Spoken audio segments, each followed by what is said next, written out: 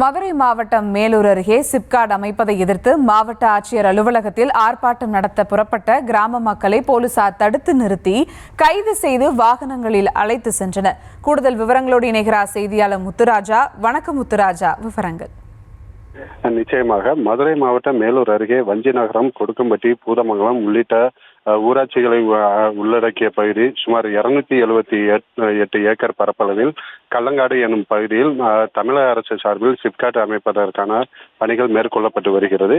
இதனால் இப்பகுதியில் உள்ள விவசாய நிலங்கள் மற்றும் தொல்லியல் சின்னங்கள் பாதிக்கப்படும் என கூறி அப்பகுதிகளைச் சேர்ந்த கிராம மக்கள் தொடர்ந்து எதிர்ப்பு தெரிவித்து பல்வேறு போராட்டங்களை முன்னெடுத்து வருகின்றனர்.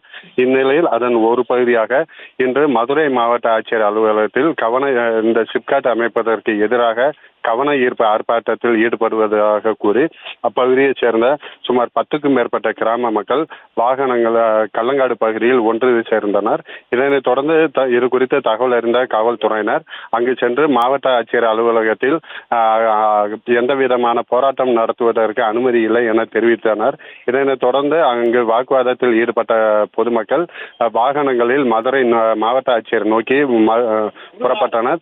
இதனைத் தொடர்ந்து மேலூர் 4 வழிச்சாலை அருகே வாகனங்களில் சென்ற பொதுமக்களை காவல்துறையினர் தடுத்து நிறுத்தி மாவட்ட ஆட்சியர் அலுவலகத்தில் மனு சிப்காட் அமைப்பதற்கு எதிராக மனு அளிக்க மட்டுமே அனுமதி உள்ளது மற்றும் எந்தவித போராட்டம் நடத்துவதற்கு அனுமதி இல்லை என தெரிவித்தனர்.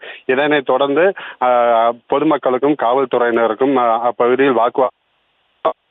இதனைத் தொடர்ந்து காவல்துறையினர் பெண்கள் உட்பட சுமார் 200க்கும் மேற்பட்டவரை அவர்கள் சென்ற காவல்துறையினர் வாகனத்திலேயே அழைத்து தற்போது தனியார் மண்டபத்தில் அடைத்து வைத்துள்ளனர்.